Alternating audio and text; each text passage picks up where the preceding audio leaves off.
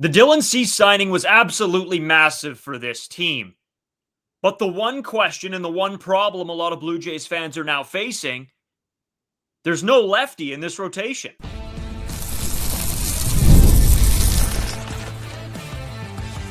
You are Locked On Blue Jays, your daily Toronto Blue Jays podcast. Part of the Locked On Podcast Network, your team every day. Welcome back to Locked On Blue Jays. We're part of the Locked On Podcast Network. Now the #1 sports podcast network. Your team every day. Today's episode brought to you by FanDuel. Right now, new customers can bet just $5. And if your bet wins, you'll get $300 in bonus bets to use across the app. Download the app today. As always, I'm Brayden. He's Carter First. You can find our Twitters right there. Brayden 5 Carter First 2, as well as our main one at Locked On Jays. Hit that subscribe button if you haven't already. And we want to hear your thoughts and opinions on everything we talk about today. So make sure you do leave a comment, or if you're listening on audio, you can hit us up on Twitter, on Instagram, wherever. Let us know your thoughts and feelings. This is a big question, and I think that this was before the Dylan Cease signing, but now it sort of makes you ponder some things. I thought it was going to be Valdez because I thought they would want a lefty in this rotation. It turns out it didn't go that way. They went for Cease, they got their guy, and that's great. I'm over the moon about it. I've talked a ton that I think this is a very good move. But I do understand some people's thought process of, well, there's no lefty in this rotation. So if you get into a playoff series against a team that doesn't hit lefties very well and you're rolling out righties every single day, how does that necessarily affect this team? So, Carter, I guess I'll kick things off with you there. Does the fact that this team doesn't have a lefty, does that worry you at all? No, not whatsoever. I'll just flat out say it. I think especially in terms of starting pitchers, I just want a guy that can go out against anybody. I want my guy to be better than your guy in those situations, especially in these playoff scenarios.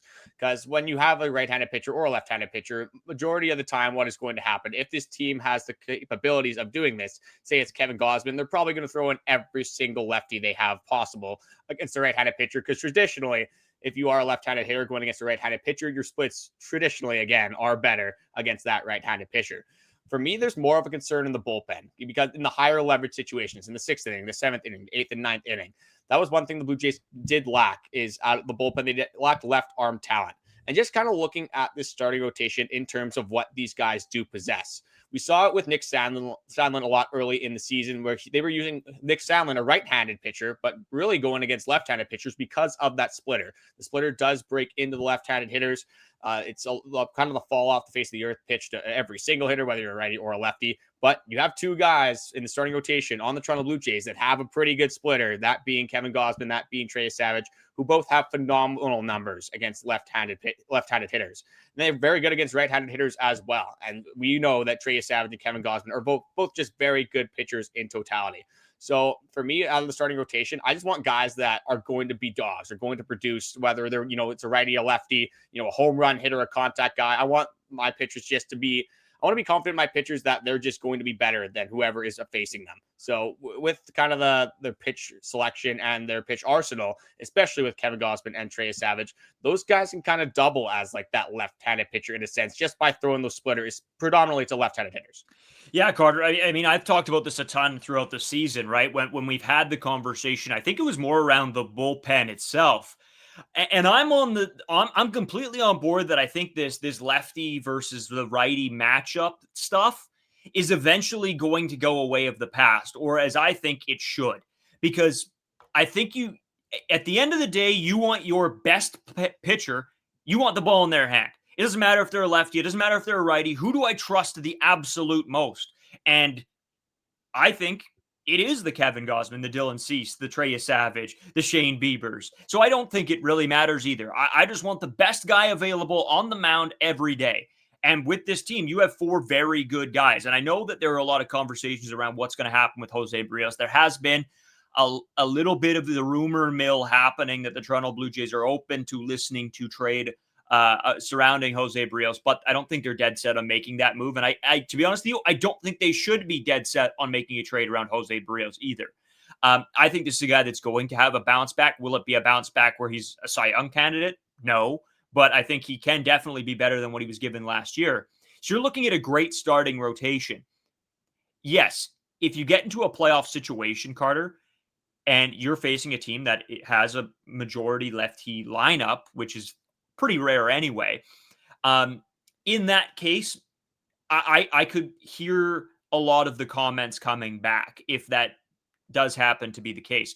But at the end of the day, I just want the best possible player available to be pitching to the other best players, in their team's lineup. So I don't really care, and I'm sort of on the same boat as you here. Well, if you throw in like the only lefty the Toronto Blue Jays have right now, at least out of the starting rotation, is Eric Lauer. If you throw Eric Lauer into a game, what is the other team going to do? They're just going to throw in all of their right-handed hitters. And Yeah. are you going to be more comfortable with like a Shane Bieber, Dylan Cease, these caliber of players, or an Eric Lauer? No disrespect to Eric Lauer, but Dylan Cease, again, one of the best free agents, has had phenomenal seasons in 2022 and 2024. Again, one of the best strikeout pitchers in all of baseball. Shane Bieber, previous Cy Young winner in a contract year. I think that can't go unnoticed. I think you always see with players in contract years. Again, a little bit of prove it deals, and Shane Bieber, again, maybe loving the clubhouse that has something to do with it, but really betting on himself as well to get that big contract. And then Kevin Gausman, I mean, we've seen him do it with the Toronto Blue Jays colors for 4 straight years. Probably one of the better signings the Toronto Blue Jays have had in a very long time. Kevin Gausman has been everything that we expected him to be for the Toronto Blue Jays. And Trey Savage, ridiculous as well. In terms of the Jose Berrios stuff, people are really down on this guy. And you look at the numbers, and honestly, if you're looking at it from especially a 5th starter in your rotation, I am taking that every single day of the week and twice on Mondays. Like a 4 ERA pitcher, again, maybe not having the swing and miss that you necessarily want. But if you go around, like you can look at the Yankees starting rotation, you can look at the Red Sox, you can go to like maybe not the Dodgers, but you can go to like the Padres, you can go to the Braves, you can go to a lot of these different teams and compare the 5th starter in their organization to Jose Berrios. And I'm probably going to take Jose Berrios almost every single time. This is a guy that, again, does have a player option in 2026 with his contract. I can't imagine he's going to opt out of it, because I can't imagine that somebody's going to pay Jose Berrios over $21 million on the open market. Just doesn't really make sense for him there. But again, with the fractured relationship that they do have, Jose Berrios not even really being in the dugout in the World Series, not the greatest look for really the rest of your teammates in totality, especially for a dugout that was so close throughout the regular season and the playoffs. You probably wanted to be there, but I'm very confident in this starting rotation. And unless you were adding like that top of the line lefty, unless it was Framber Valdez, of course I take him over Jose Berrios, but he has his own issues as well. He does have, again, the biggest thing is the attitude issues. That's why the Toronto Blue Jays wanted to stay away from Framber Valdez, purposely crossing up his catcher for no reason. Again, just some of the physical, like body language that he possesses on the mound at times. I think with the Toronto Blue Jays, we've seen it in the past. If you're a locker room cancer, you're probably not going to be with the Toronto Blue Jays for a long time or at all. So in terms of like the lefty, I think it is a real concern in the bullpen, because just relating it back to Shohei Ohtani. What did the Toronto Blue Jays do every single time Shohei Ohtani came up against the righty? It was pretty much like it was an intentional walk, or we're going to pitch around him, or we're just going to throw splitters if you're Kevin Gausman or Trey Savage and try to get him out. And then when you get to the bullpen, it was a Mason Fluharty show. It was the lefty versus lefty against Shohei Ohtani, because Shohei Ohtani absolutely mashes righties. And Shohei Ohtani absolutely matches everybody. Let's be completely honest. But I think in terms of like what I would want more, or like what this team needs with the lefty, I think it's just not as big of a concern in the starting rotation. It's a bigger concern later on in the game when, managers are taking some of these guys out. They're platooning more players. They're setting their players up to be successful. So I think later on in the game, there's a lot more significance in that left-handed bullpen arm rather than a left-handed starting pitcher.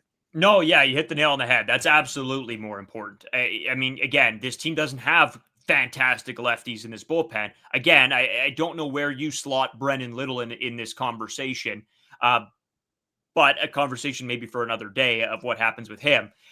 Mason Fluharty, again, Eric Lauer, how much will he be used out of the pen? You have to expect that he is going to be a long relief option for this team. They're not going to send him back down. They're going to keep him as that probably first guy out of the pen if a guy's not having their best day. Long reliever. That's Eric Lauer's position, at least to start 2026. Yeah. So it's going to be interesting. And I think that's why when you look at this free agency, one thing that you should really be keeping an eye on is who is available for lefties in the bullpen or bullpen options. People are really, I think, blowing this out of proportion on the need for a left-handed starter. And Carter, after this break, I do want to have the conversation, because there was an article that came out and I thought they raised some decent points, but it goes back to a little bit of what we already talked about. So we'll talk about that. Then I do want to throw it a little bit around the league, just with some news on some other players and sort of how you feel about that, Carter. But before we do any of that, before we hit the break, I want to say thank you to everybody that donated. to our Movember page. We try to do a little bit that we can, whether it is doing stuff since we have the platform, we might as well. And it's always nice to help out. The guys over at the Movember who started this whole thing are fantastic guys. I had a conversation with them a couple days ago, and they are just fantastic. They do have all of this for the right reasons, to make sure that they spread awareness. So it really has been a fantastic month, and that is a big thank you to all of you that chipped in and donated what you could. So I really appreciate that. Yeah, we always try to create awareness, especially for an issue that's not necessarily talked about as much as it should be, being men's mental health. Again, with the platform that we have, we're trying to at least give back as much as we possibly can for you guys. And we appreciate every single person that showed support, whether it was donating, whether it was, walking the 60 kilometers for the 60 suicides per hour, in any way that you could possibly raise awareness. It doesn't necessarily have to be financial. Just any way you could bring more light to this cause is definitely going to be beneficial for everybody living on planet Earth, obviously. So we have a bunch more to talk about, some more starting rotation stuff. I want to go back and kind of add one more thing to the starting rotation lefty compared to the bullpen lefty. Got so much more we're going to talk about in this episode, and we'll be right back after this short break. Today's episode is brought to you by FanDuel. NFL Sundays move fast. One big play, and suddenly everything feels different. That's what makes live betting with FanDuel so exciting. You're not just watching the game, you're reacting to it in real time. This upcoming Sunday, I'm not going to lie, it's a big week for fantasy for me. And what I usually do is I usually parlay the guys that I need to do well for my fantasy team into my bets, especially since I'm like 11-2 this year in my one fantasy league. So why would I not bet with my guys? So I usually put a little parlay together. Or if I see one guy's playing really well this game, maybe I'll jump on the bandwagon, bet the over. With FanDuel, you can place bets as the action unfolds, every drive, every momentum swing, every highlight moment. So if you want to be right in the middle of the action this season, visit FanDuel.com and place your NFL live bets all season long. FanDuel, the game moves fast, and so can you. Today's episode is also brought to you by Doer. I talk about Doer all the time. I'm wearing the shirt, by the way. I'm wearing the shirt again. I've been wearing the jeans as much as I possibly can because they are so much more comfortable. Listen, I'm a big jeans guy. I got a black pair of jeans. I got the regulars. I got the dark blues. I got the light blues, and they just don't do it for me. There's something different about the feel of the Doer jeans that just feel so much better. Doer combines classic jean wear style with the kind of comfort and performance you get from athletic wear. It's sort of the best of both worlds. Designed to look great and stay comfortable all day, no matter what you're doing. Doer are pioneers of blending technical innovation with everyday clothing. They invented the original performance denim. Simply put, Doer makes the most comfortable pants without having to sacrifice the style. Trust me, once you try these, they'll be your go-to. And you can check Doer out right here in Toronto at 44 Ossington Ave. Pick up a pair for yourself or as an amazing holiday gift. Mention our promo code LOCKEDONTORONTO in store to get 15% off. Not bad. 15% off. Or check them out online, duer.ca/LockedOnToronto. Again, that's 15% off. Duer.ca/LockedOnToronto. Carter, as we continue on, like I said, an article did come out in regards to this lefty situation, and we've gotten the comments, we've gotten the texts about it. How do we feel? Are we seriously concerned, and should we make this? But at the end of the day, I think we've talked about it a ton on why it doesn't really matter, right? You're going to have to pitch these guys for multiple innings. If you had a lefty, they were going to face righties. If you have a righty, they're going to have to face some lefties. That's just how it works. It is very different from the bullpen. So yeah, at the end of the day, it was a post by Blue Jays Nation is what it was. Chris George's, and he sort of breaks it all down, but at the end of the day, comes to the same conclusion that me and you came to, Carter. But I think it's good that the question is being posed and people are having a conversation around the lefty. I think it's an interesting conversation, but not one that isn't necessarily a needle mover for me. Yeah, it's always nice to have more options. It's nice to have, a bunch of different pitchers at your disposal, but that's not even just like the right-handed versus left-handed pitchers. Let's look breaking that down from the Toronto Blue Jays standpoint. You got Trey Savage and Kevin Gausman, who are pretty much just splitter fastball guys. Now you have Dylan Cease, who can kind of blow a fastball by you and also has a killer slider. So just seeing the different look in that sense is big as well. When you look at Jose Berrios, he's usually going to spin you to death, not going to be a big strikeout guy, but is going to throw the slurve a whole lot, is going to locate that fastball. And then Shane Bieber, kind of just like a chess master is the way I would describe it. similar to Chris Bassett in the way he approaches a lot of these at-bats. Not going to blow you away with velocity, but is going to have his command on point, is going to live on the edges and really try to catch you off guard with some of his off-speed pitches. So I think that is a lot more valuable in that sense, just having different players, especially like arm slots, especially when you saw Trey Savage, having that unique arm slot is going to be a lot more important to me than, the righty versus lefty scenario. And when you're a starting pitcher, you kind of alluded to this already as well. You're not just out there for 2-3 innings. Like, you're trying to get 5 or 6 innings from your starting pitcher, and you're going to face righties and lefties when you're doing that. In terms of bullpen arms, like, unless you're John Schneider, you're probably not going to pull out a lot of your starting players until the 7th, 8th, or 8th inning. If you're John Schneider, maybe you do it in the 4th inning because you try to sometimes overmanage the game. But for most teams, they aren't pulling these players out until later on the game. And later on the game, you're using those bullpen arms. And again, it is true that players are not as good against some handedness and pitchers. Some players are better against righties. Some players are better against lefties. And that's why I think that lefty bullpen arm is instrumental. But at the end of the day, you want your starting pitcher to eat innings. If your starting pitcher is not able to get out one hitter on the right-handed side of the plate or the left-handed side of the plate, that's going to be an issue no matter which way you look at it. And managers are going to catch on to that very quickly. So I don't think the handedness, again, kind of doubling down here, the handedness does not really matter as much for starting pitchers. You just want a guy that's going to go out there and absolutely shove. Yeah, that's exactly it. And I mean, again, the argument makes sense, right? In certain games, in certain situations, I do understand it, right? When you're talking about playoffs, it may be a little bit more important. And I can see the people that are bringing this up, and I guess their argument would be, what are you playing for? Are you playing for the regular season? Are you playing for the playoffs? But at the end of the day, playoffs.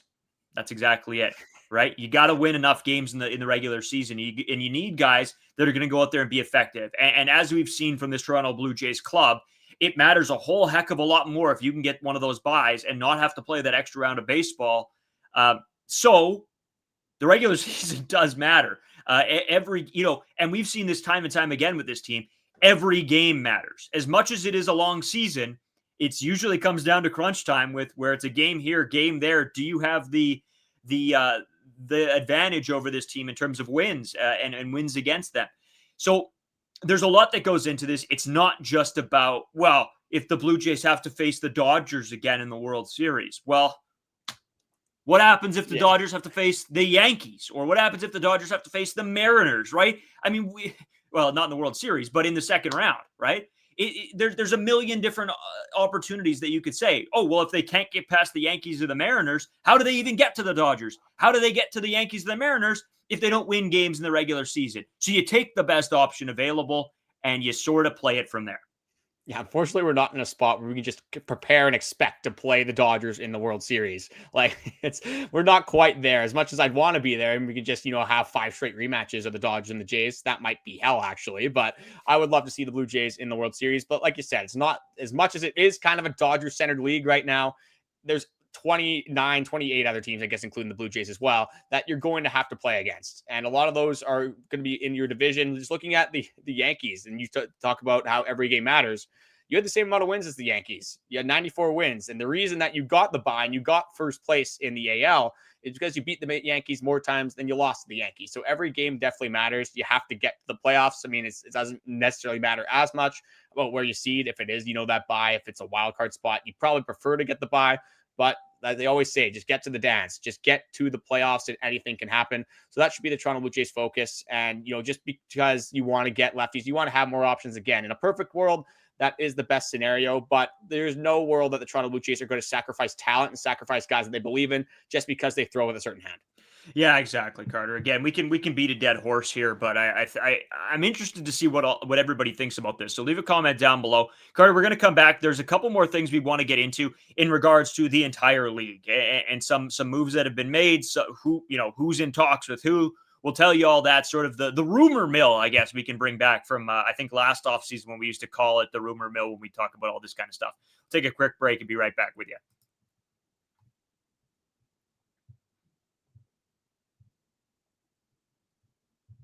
So, Carter, back with the rumor mill. You know what? I think I was going back to last offseason when I said I was going to make like a little graphic when we did rumor mill segments, and I never did.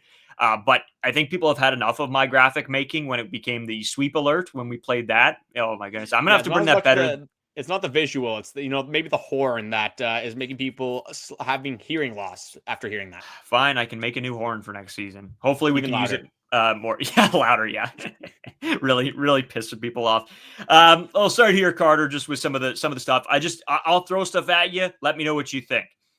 This is on Kyle Schwarber. Phillies, Red Sox, Mets, and Reds are the 4 teams in contention or having conversations with Schwarber right now. Any of those teams surprise you, or any teams that you maybe thought would have been more so in on Schwarber? I swear, if Kyle Schwarber goes to the Boston Red Sox, I am going to absolutely lose my mind. That guy is going to terrorize the Toronto Blue Jays if he goes to Boston. So I thought like there might be a few other teams, like the bigger market teams, being in on Kyle Schwarber. And honestly, like I'd say the bigger market teams, but with Kyle Schwarber just exclusively playing DH, I haven't really looked into a ton of like what the contract projections are for Kyle Schwarber. But if I had to guess, like he'd probably be in the $20-ish million range, probably above $20 million, but not exceeding 25, because you are just paying a DH. And I get this guy had 56 home runs, I believe it was, in 2025. And that is definitely something that can't be understated. And he provide a lot of value to any single team that did take a chance on Kyle Schwarber. But I do expect him, hopefully, to stay in the NL. I expect him actually to go back to the Philadelphia Phillies. I think that reunion makes a lot of sense. But yeah, please just don't go to the Boston Red Sox. I like that fit a lot as well, especially with Oshida being a free agent and just their ability to get a veteran kind of in that lineup. But that is not something that I want to see 13 times a year against the Toronto Blue Jays. Yeah, no, not at all. To me, I think the Mets are going to go heavy on him. I really do, with the potential, with the loss of Alonso. Yeah, it's all about what happens with Pete. If Pete moves on and they move on from Pete, I think Schwarber is. They would rather have Schwarber than Pete, but I think for their fit, like just based off of what they have over there, I don't really think they have anyone jamming up that DH spot right now, especially if you don't have Pete Alonso. Yeah. And maybe Kyle Schwarber, again, he's more of an outfielder. I think if you really wanted him to play first base, you probably could configure that. It's probably not their first choice, obviously. But Kyle Schwarber, if he is going to the Mets, I don't think there's anything that would be stopping him from being their full-time DH. Yeah. I do want to bring up a couple more from you here, Carter. I didn't get your opinion, actually, on the Helsley deal, 2-year, $28 million. What are your thoughts there? What do you think that's because, again, we've talked a lot about contracts and, what's worth it, what's not. What do you think of this one? I would have been okay with that if the Toronto Blue Jays did the 2-year. There is a 1-year opt-out because Felix Bautista is, he's out for all of 2026, hoping that there's a season in 2027. He will be back for that. And obviously, if there isn't a season in 2027, if it's past that, he'll obviously be healthy for that as well. So I expect Ryan Helsley to probably take the opt-out here, especially with how the setup role went in New York. But I would have liked this signing a lot more if it wasn't in the AL East. This is not a guy that I want to face coming out of the Baltimore Orioles rotation. And for me, like when the Rays never spend. So it's more so when the Orioles spend, that scares the living daylights out of me because I expect the Yankees to make a big signing. I expect the Red Sox to make a big signing.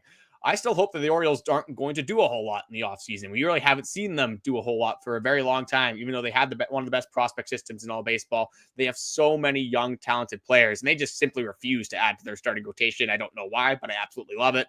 But, getting a top bullpen arm, getting Ryan Helsley, with the upside that this guy possesses, we talked about it in our Ryan Helsley episode.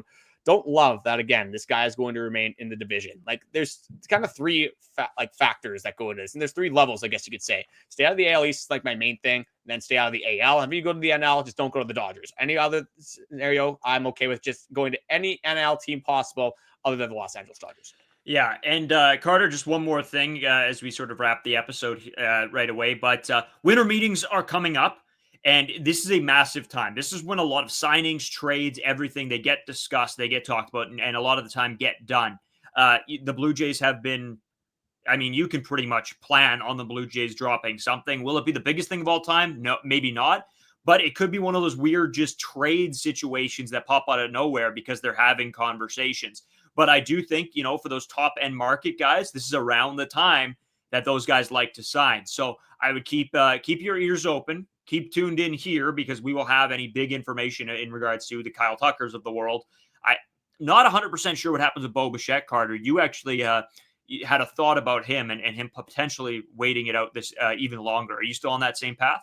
Yeah, I just haven't really heard a lot with Bo Bichette and the contract negotiations. Again, the winter meetings can change that very rapidly, and we might have a Bo Bichette signing right after that. But based up until this point, and then usually in the MLB for the MLB seasons, like it is a pretty slow November, and you don't really kick off these massive signings until after the winter meetings. So I do expect that to happen again. But I think Kyle Tucker will be a guy that probably signs after those winter meetings. And as soon as Kyle Tucker signs, I think Bo Bichette obviously becomes a focal point for a lot of organizations. I expect Bo Bichette to sign pretty close after Kyle Tucker, but I think with Tucker still on the board, that should be a lot of teams' focal points. But I was surprised to see that the New York Yankees probably opting out of Kyle Tucker and not really being in the running for him. The San Francisco Giants, another bigger market team that is looking like they're going to go elsewhere and maybe to a little bit of a cheaper option rather than Kyle Tucker, again, being projected to get $400 million. That's not nothing, obviously. So I'm just excited for more transactions. We got lucky. We got our feet wet with Dylan Cease, even though people don't like that signing. It just made perfect sense for Ross Atkins and the Toronto Blue Jays,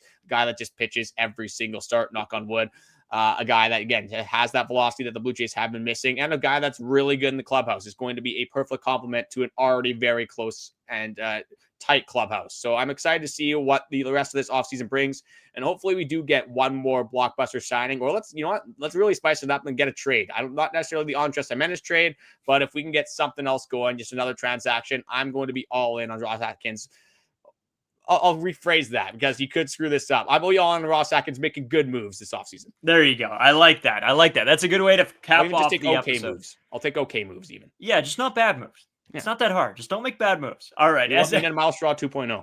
Give me that. As always, thanks everybody for tuning in. Leave us a comment about your thoughts and feelings, especially on the lefty situation and sort of how you think that affects the 2026 season. A lot more to come from us as we continue on throughout the weeks here. Again, we go down to 3 days a week. Starting December 15th for about a month and a half, and then we'll be kicking things right back off with 5 around when pitchers and catchers report. So, as always, thanks a bunch, and we'll talk to you guys tomorrow.